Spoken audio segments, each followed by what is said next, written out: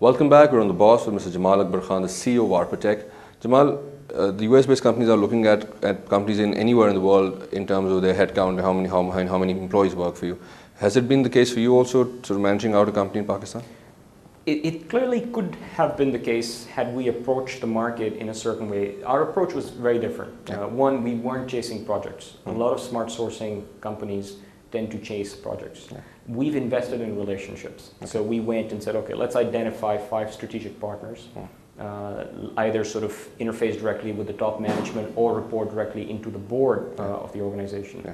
And work with them and increase our footprint and sort of take on a few projects to begin with, and then over time make them so dependent on us that they give us a large portion of their engineering budget and things of that sort. Yeah. So those strategic relationships never became or sort of helped us in addressing some of those concerns that people might have, that you're not CMM level 5 company, or you don't have 1,000 people like Wipro and 10,000 people. You're a certified ISO 9000 company. That stuff is irrelevant. Yeah.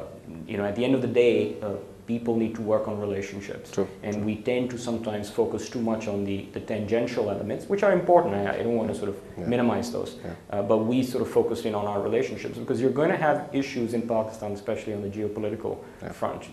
There's some issue, a curfew strike, something along those lines. Yeah. And if you don't have those strategic relationships, those really intimate relationships, there's a strong likelihood that you'll have cyclical trends. Customers will say, I'm staying here, but oh my God, I'm watching CNN and the country's about to go up in flames, and that's never the case. The reality is far different from the perception that the media sort of unfortunately projects of Pakistan. Yeah. So you need to have those intimate relationships where you can tie those over, and I think we've done that pretty effectively.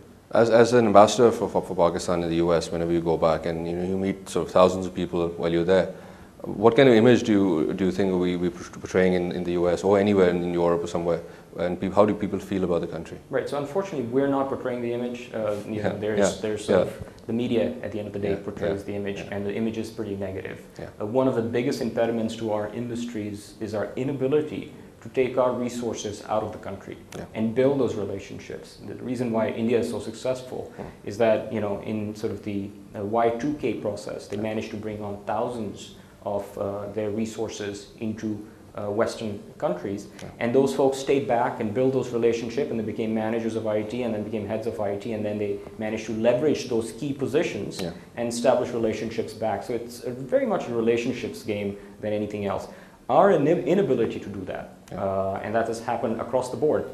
We've had an individual that we wanted to send to Netherlands to our strategic partner, and were unable to procure a visa for him. Perfectly well-suited gentleman, really technically capable, but for the flimsiest of reasons, those visas could not be procured.